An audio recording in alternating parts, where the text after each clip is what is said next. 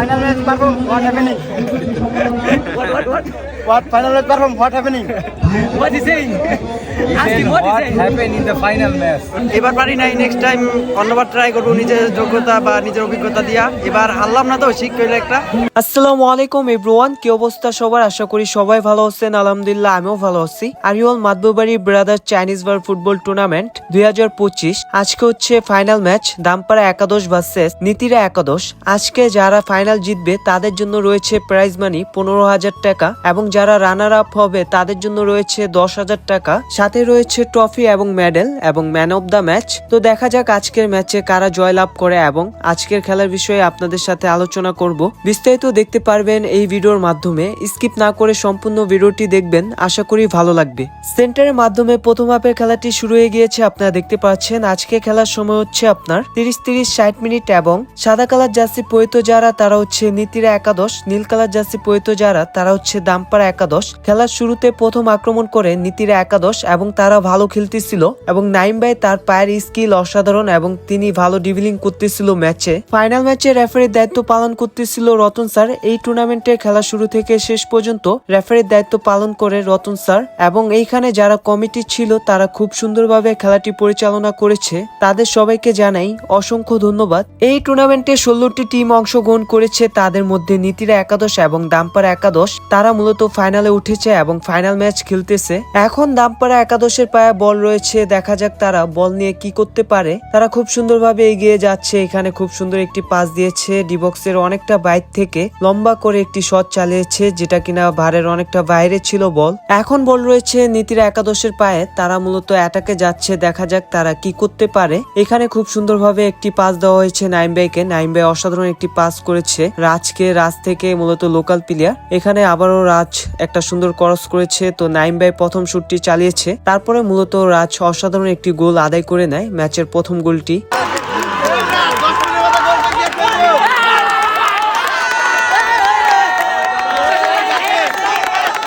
এখন মূলত প্রথম হাফের খেলাটি শেষ হয়ে গিয়েছে, আপনারা দেখতে পাচ্ছেন দামপাড়া একাদশ 0 এবং নীতিরা একাদশ 1 গোল করে দামপাড়া থেকে প্রথম হাফে 1 গোল লিডে চলে যায় এবং দেখা যাক দ্বিতীয় হাফে কি হয়। শান্ত ভাই টিম মূলত 1 গোল লিডে আছে ভাই, আপনার অনুভূতি কিরকম আজকের ম্যাচে?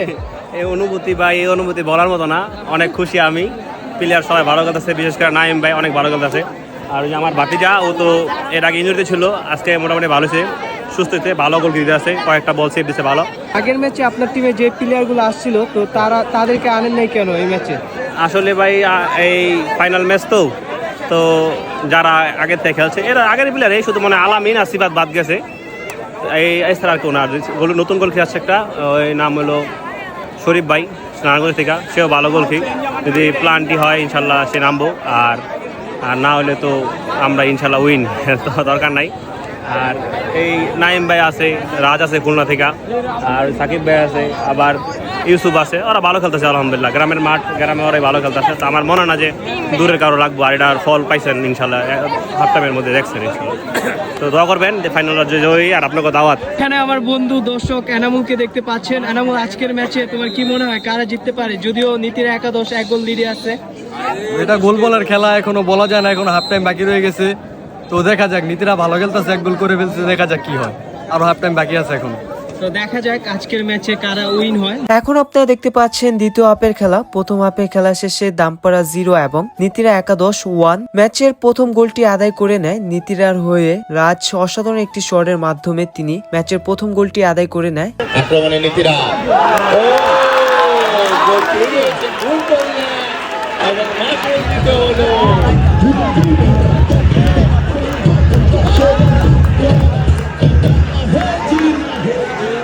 দুই শূন্য গোলে এগিয়ে গেল নীতিরা।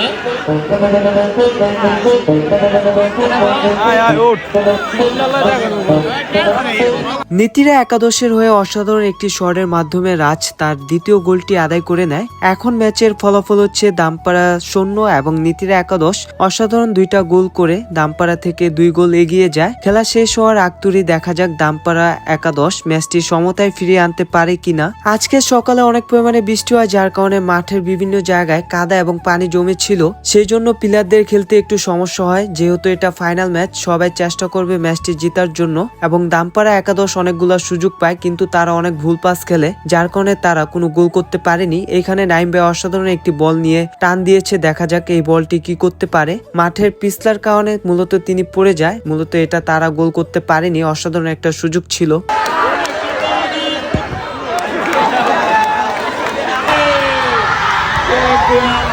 দামপাড়া একাদশের সাথে নীতিরা একাদশ 2 গোলের মাধ্যমে অসাধারণ একটি জয় লাভ করে এবং তারা ফাইনাল ম্যাচটি জিতে যায়। আজকের ম্যাচে নীতিরার হয়ে 2 গোল করে রাজ এবং নাইম ভাই অনেক ভালো পারফরমেন্স করে নীতিরার হয়ে, এবং দামপাড়া অনেক ভালো খেলেছে, কিন্তু তাদের লাক খারাপ ছিল, যার কারণে ম্যাচটি তারা জিততে পারেনি।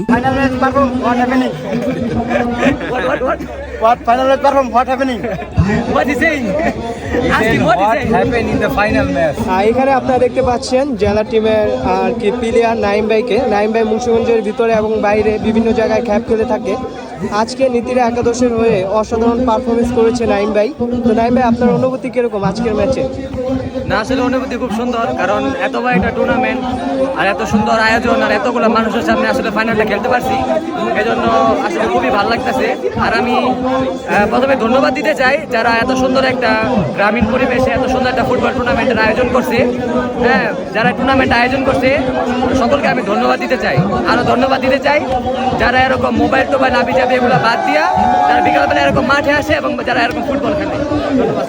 তো নাইম ভাইকে অসংখ্য ধন্যবাদ। তো মাদারীপুরের সাথে মুন্সিগঞ্জ জেলা টিমের খেলাটা কবে, এটা যদি বলতেন। আসলে আমাদের আজকে খেলাটা ডেট হয়েছে 24 তারিখে আমাদের খেলা, সম্ভবত কালকে আমাদের ওয়ার্ম আপ, আর আগামী পরশু দিন আমাদের 24 তারিখে আমাদের শরীয়তপুরে আমাদের খেলাটা।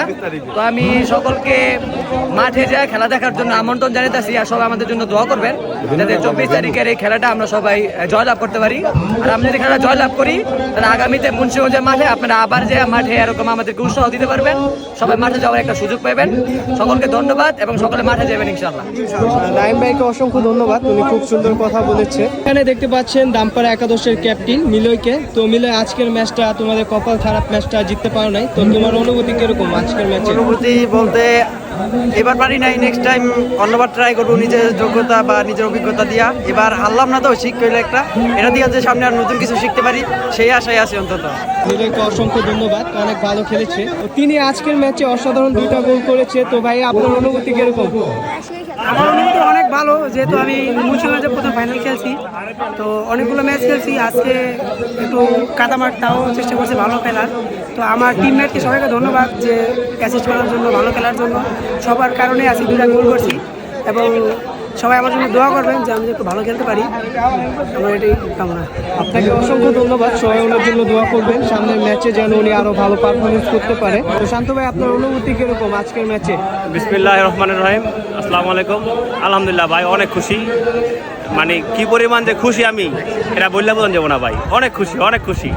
এই আরিওর মাঠে মানে আমরা এই প্রথম চ্যাম্পিয়ন হলাম নীতিরা, মানে আমার জ্ঞান হওয়ার পরে। আর আমার টিম যে কটা টিম রাখছি প্রত্যেকটা টিমে অনেক ভালো ভালো টিম করছি, কিন্তু ওই ট্রাইব্রেকারে হেরে গেছি। কিন্তু এবার আলহামদুলিল্লাহ মানে গ্রামে যারা আসলে ওরা ভালো খেলছে, আর হায়ারে যারা আছে ওরাও ভালো খেলছে। গোল কি আজকে তো মনে হয় হারে গোল খেলে নাই, আমাদের গ্রামের ভাতিজা খেলছে ইয়াসিন, ও মাশাআল্লাহ অনেক ভালো গোল কি দিছে। তো আলহামদুলিল্লাহ, সবাই বেস্ট অফ লাক। আজকের ম্যাচে অসাধারণ পারফরমেন্স করে 2 গোলের মাধ্যমে ম্যান অফ দ্য ম্যাচ পেয়েছে রাজ। তার জন্য শুভকামনা রইল, সামনের ম্যাচগুলোতে তিনি আরো ভালো পারফরমেন্স করবে। অত্যন্ত পরিশ্রমী, তিনি অনেক সুন্দর ভিডিও বানায়।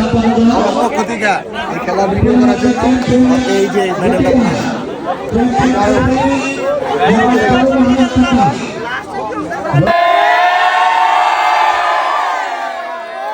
আজকের ভিডিওটা এই পর্যন্তই ছিল। যদি ভালো লাগে অবশ্যই শেয়ার করে দিবেন, অন্যদের দেখার সুযোগ করে দিবেন।